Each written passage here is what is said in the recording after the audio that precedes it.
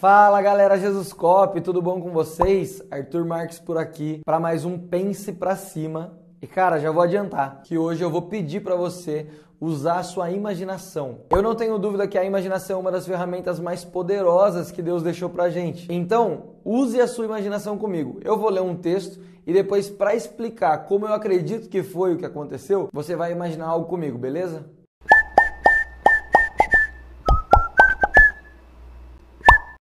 O texto está em Gênesis 4, 26 e diz assim: Também a Sete nasceu um filho, a quem deu o nome de Enos. Nessa época começou-se a invocar o nome do Senhor.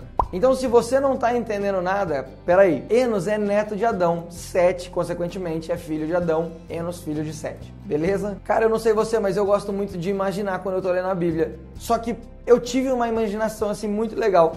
Antes de contar pra você, deixa eu te falar, eu fui fazer as contas e pode sim ter acontecido isso, a gente não sabe. Pra você entender, quando Adão teve Sete, ele tinha 100 e poucos anos.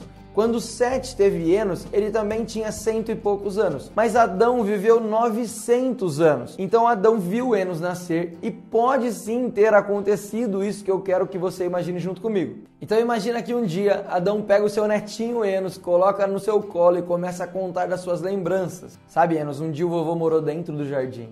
E todos os dias, na viração do dia, Deus vinha para caminhar comigo. A gente conversava, ele me abraçava, a gente passava um tempão junto. Enos era tão bom. Sabe, Enos, olha ao seu redor. Tudo isso que foi criado e que você enxerga, foi ele quem criou. Enos, se eu pudesse, eu daria tudo para passar mais um dia naquele lugar, junto com a presença de Deus que vinha ter comigo na viração do dia.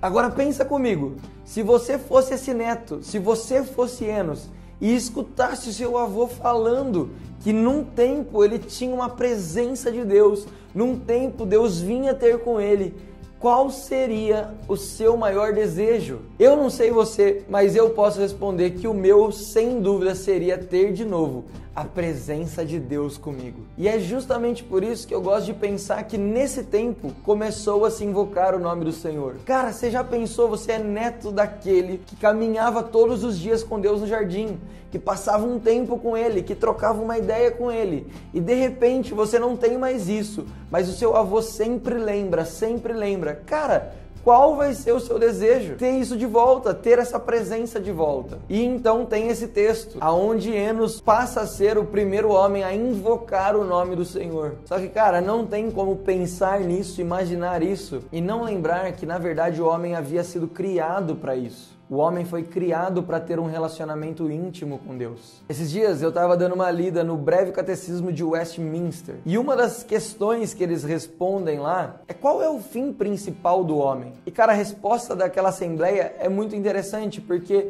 eles falam que o fim principal do homem é glorificar a Deus e gozá-lo eternamente. Ou seja, o homem foi criado para se alegrar na glória daquele que o criou. Só que, cara, toda vez que a gente pensa que o homem foi criado para isso, a gente se lembra da tragédia de Gênesis 3. Porque Deus havia dado uma ordem para Adão e Eva: não comam desse fruto, senão vocês vão morrer. Mas, infelizmente, eu tenho que ler Gênesis 3, do 6 ao 8. Viu a mulher que aquela árvore era boa para se comer e agradável aos seus olhos, e árvore desejável para dar entendimento. Tomou do seu fruto e comeu. Deu também ao seu marido, e ele comeu com ela. Então foram abertos os olhos de ambos, e conheceram que estavam nus. E coziram folhas de figueira, e fizeram para si aventais. E ouviram a voz de Deus, que passeava no jardim pela viração do dia. E esconderam-se Adão e sua mulher da presença do Senhor Deus, entre as árvores do jardim. E cara, essa foi talvez a pior tragédia que a gente pode ver, porque naquele momento o homem perdeu o seu fim principal de criação, que era se relacionar com Deus e ter prazer nisso. Pelo contrário, naquele momento onde ele peca, onde ele desobedece, ele ouve a voz de Deus, que era comum para ele, porque Deus tinha comunhão íntima com ele todos os dias. Mas quando ele escuta aquela voz, ele se esconde. Já não havia mais comunhão entre Deus e o homem. Cara, nesse momento o homem perdeu tudo,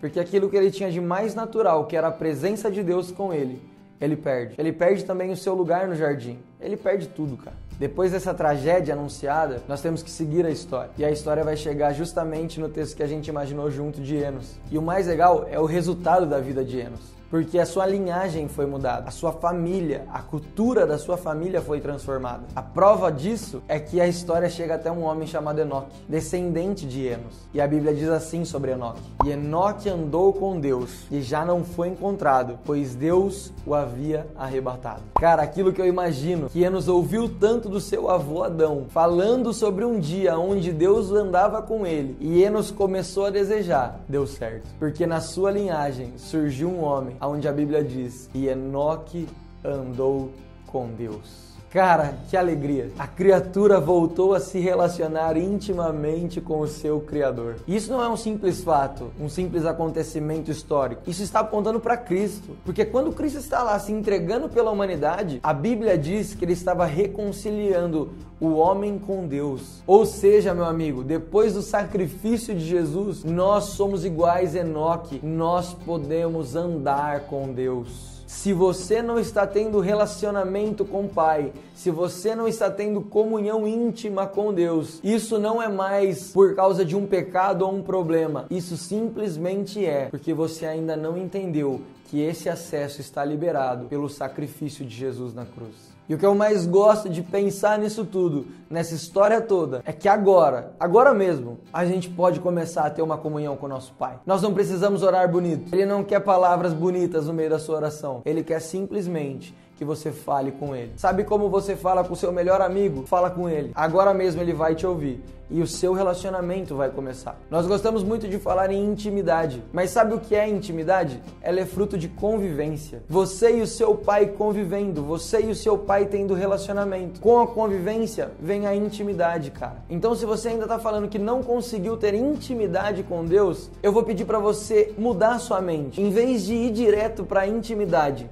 começa a conviver com Ele. Começa a entrar no seu quarto, fechar a porta e começar a falar com Ele. Ah, mas Arthur, eu não tô sentindo nada. Não tem problema, cara, continua. Arthur, mas ele não fala comigo. Não tem problema, cara, continua. Um dia, pela convivência, chega a intimidade. E quando a intimidade chegar na sua vida, cara, ela nunca mais vai ser a mesma. E pra gente terminar, existe um ditado que diz que intimidade é um caminho sem volta. Eu não posso afirmar que esse ditado tá certo, mas eu posso deixar um último conselho pra você. Pegue esse caminho de intimidade com o seu pai e nunca mais olhe pra trás.